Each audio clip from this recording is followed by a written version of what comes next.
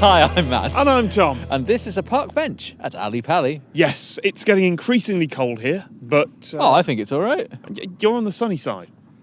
You keep putting me in shadow. This keeps happening. Yeah, I did an eyebrow raise there. Are they above my sunglasses? Probably. I don't know. All I can see is the sun. I'm all eyebrow.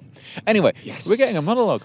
Well, you got to prompt me because I can't remember most of this story. I've not told this story much. This is the Ballad of Mad Captain Tom, Part 2. You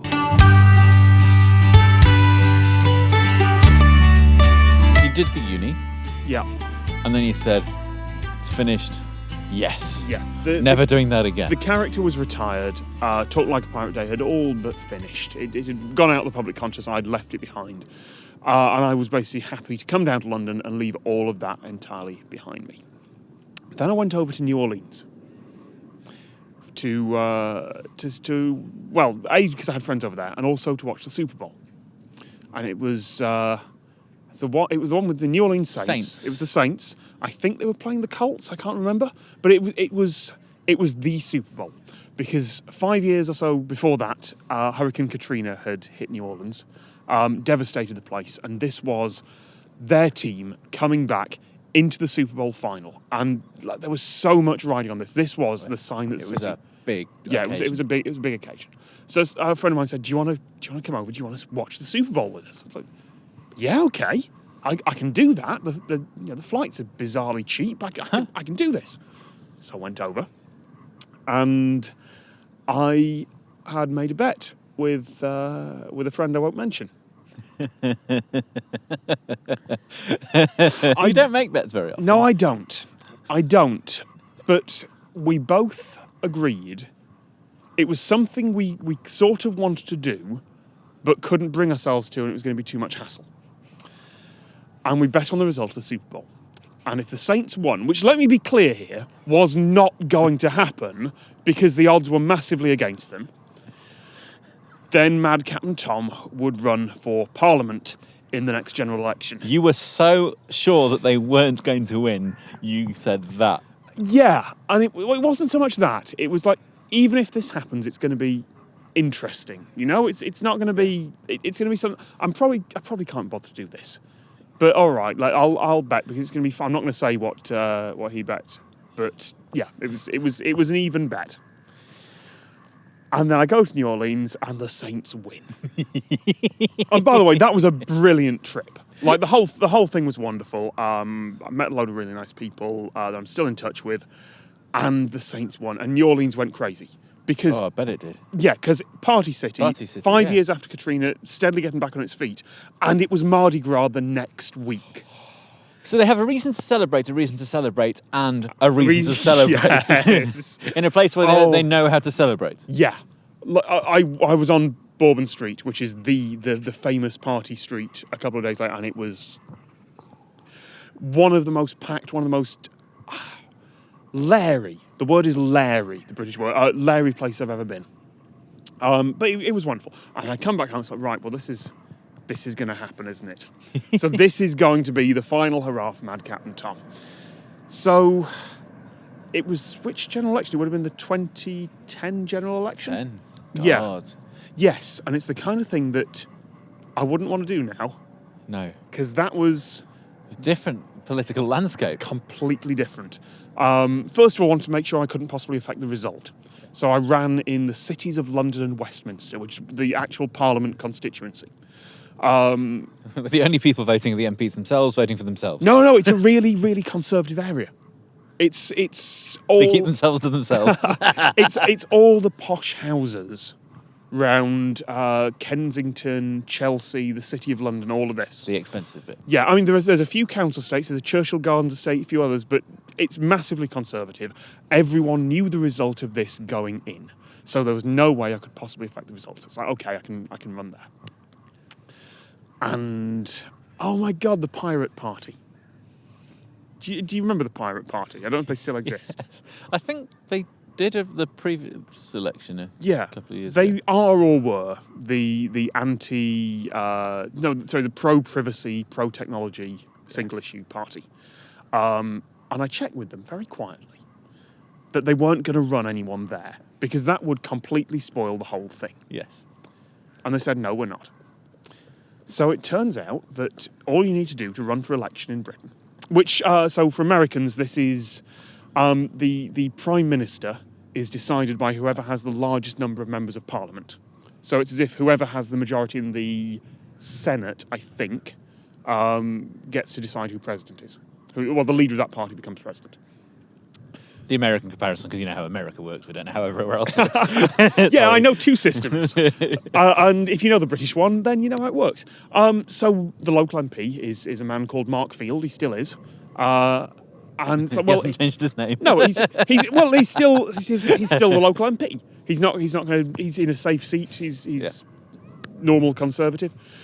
And so, in order to get nominated, you need 10 signatures from people who live in the borough, which it turns out was not particularly difficult to do, even when you write Mad Captain Tom at the top of the form. And it turns out they did accept Mad Captain Tom as a name. You didn't have to put Spock. You didn't have to Spock. Did you just put Spock?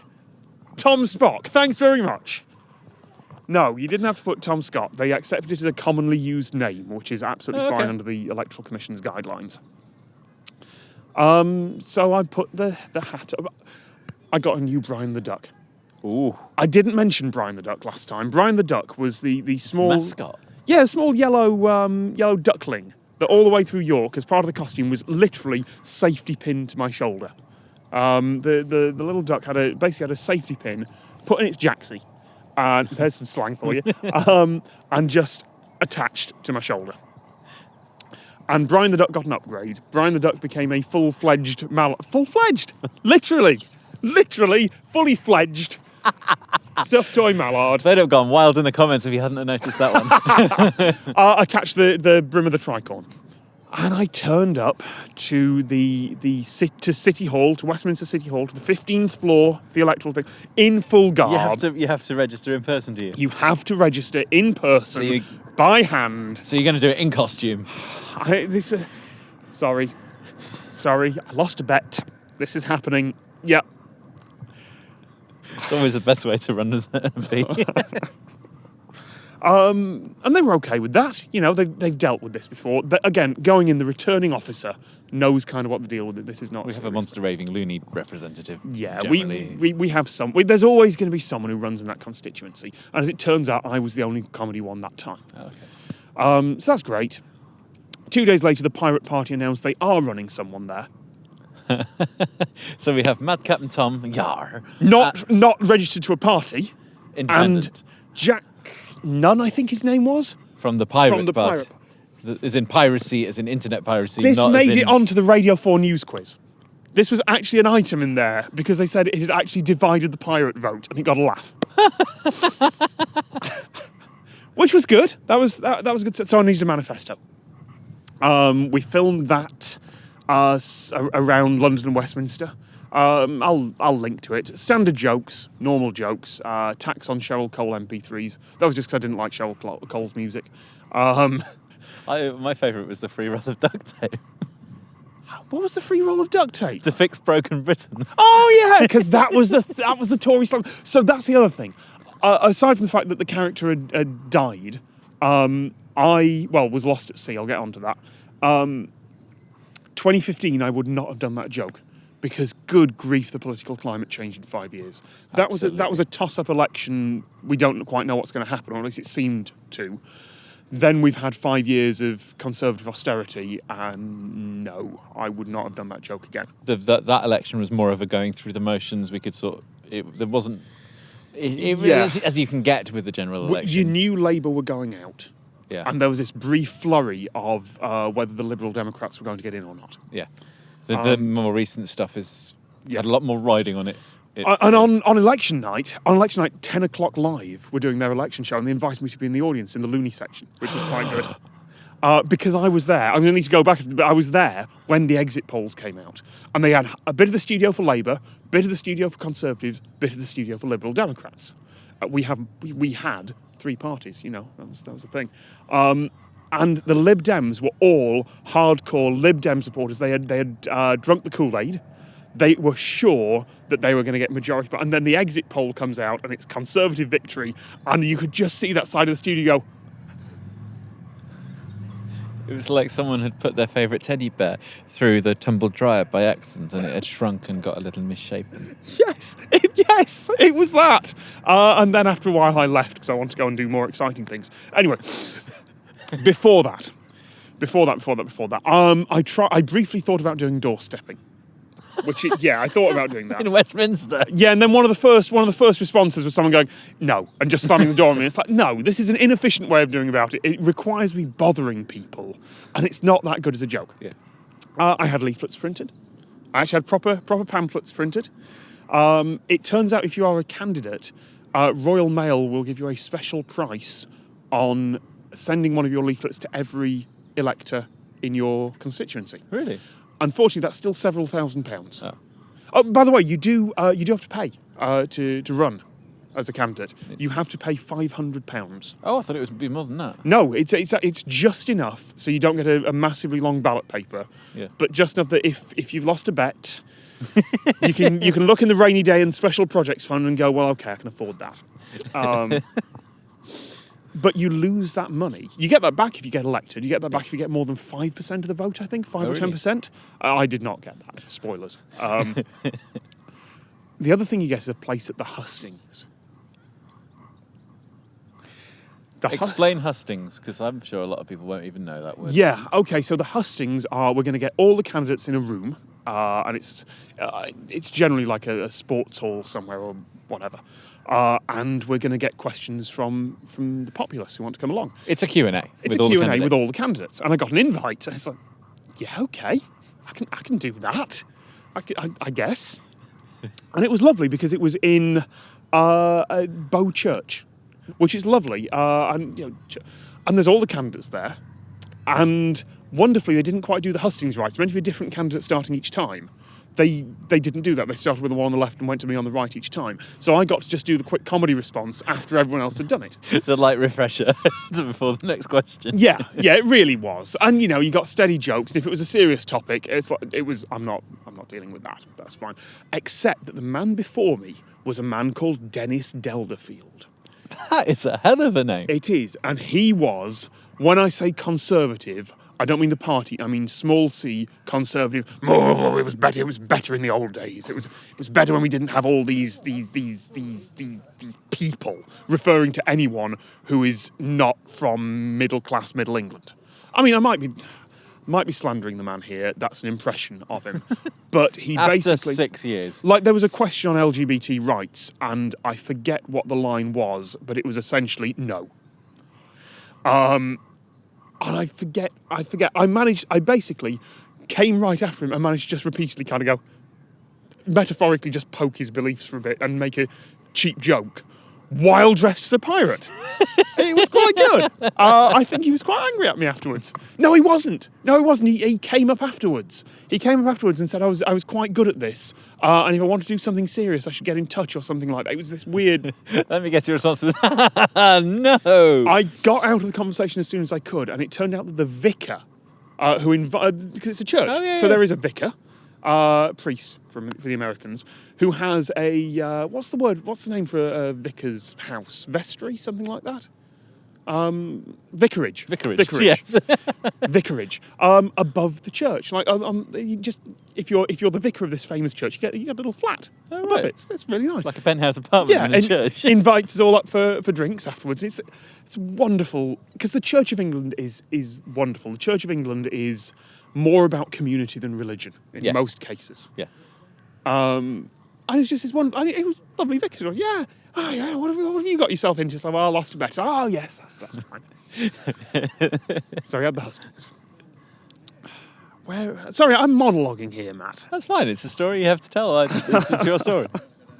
So what did we have? We had the Hustings. We had that. We had a few radio interviews and TV interviews, which is always fun. And then we got some dogs coming. And then it came to election night. And have we? That's fine. The dogs missed the tripod. We're fine.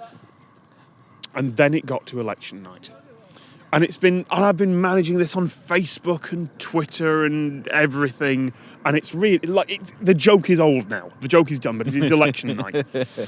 And I cast my vote. I have a photo of me in costume outside the polling station. There's like a BBC News report on what they allow inside polling stations. There's a specific thing saying, I think we have someone running as a pirate, and if he turns up in pirate dress, obviously we'll allow that. Even though that's technically promotion, we'll allow that. So they count the votes, and the vote count is physical. They take people with. It's people with bits of paper on desks, trestle tables, counting bits of paper. And I'm allowed to go in because I'm a candidate. I'm allowed to attend all the count and super vote. And there was one point where I saw one of the 83 votes for me. I think that's the number. Spoiler. Yeah, something like that. And I went, that's in the wrong pile. And they went, oh, so it is. Great. And it gets to the count, and I lose by a significant margin. But I found out something much later on. Okay. Noel Gallagher voted for me. Really? Well, one of the Gallagher brothers from Oasis voted for me because they had an interview with him in the BBC a year or two later about politics. And he said, yeah, well, some bloke running as a pirate, and I voted for him. I mean, that's a misquote. That is not the right accent, but... That was more Scouse than anything. Yeah, I don't it was. think you can get any more wrong when you try and do a Gallagher. You do a Gallagher, then. No, I can't. I know my limits. Yeah, apparently I don't. As we've proven. So that was it. And 84 votes. It's 80-something, I think. It was less than 100 anyway. Annoyingly, Dennis Delderfield beat me. And I swear that is because the Pirate Party ran. Because they had a thing labelled Pirate. Yeah. And I think if they hadn't done it, I'd have beaten You'd accidentally Delderfield. given the Pirate Party some votes. Yeah, yes! You should have changed your name to Mad Captain Tom, no, not associated. So that was it. That was a story of running for election. It was probably a waste of it was certainly a waste of money. It was probably a waste of time. But it's a story. It was funny. Yeah, it was. But the joke died, and I killed off the character shortly thereafter. Are you gonna let people? I just use the word thereafter? Yeah. Are you going to let people watch your video that you did for I'll it? link to it. We should link to that. But there is one joke that I will now reveal, which is that I killed off the character by having him lost at sea, and it still says that. There's a fake news clipping on the Yar.org.uk, I think. Yeah, I'll link to it. But it says that he was last spotted heading. I think it's heading east from the port of Mevagissey. Mevagissey is a west-facing port, and it's the west-facing port, and it's the tiniest joke that I don't think anyone has ever noticed. But I loved it just because it's like I picked somewhere and deliberately, like I did the research of which way he would need to sail, and deliberately had him sailing the wrong way, just because he's that incompetent. I'm killing him off. He sailed onto land. That's it. It's done. It's over. No more. The character will never return. You told me that a few years after you'd done it, because I don't know the place, so I didn't know the joke. And it's bloody brilliant. And the costume ended up in multiple countries. The leather trousers, terrible, which were from a LARP store, went to a LARPer, a live-action role-play person that I know. The hat and Brian the Duck genuinely went on an adventure to the New World because someone needed a pirate costume for a party they were going to when they were going off to New York. And I said, you know what? Take the hat and Brian the Duck. And Brian the Duck is somewhere in North America right now, and I don't know what's happened to him. And I'm very happy that the story ended like that.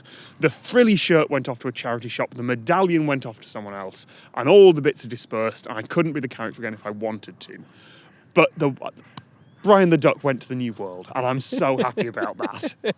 It's as close as you can get to hang drawing and quartering a character. Yeah, it really is. It really is. That's absolutely right. The end. Yep. Because seriously, that is the end. There is nothing more to tell of that story. There's probably anecdotes in the middle somewhere that I've missed out, but that's it. From the first idea, when I was like 16, 17, something like that, I'm going to do this, to retiring the character literally a decade later. Yeah. No, can't be. No, can't less. 8 7. No, you know what? It was while all the time I was at York and a little bit beyond.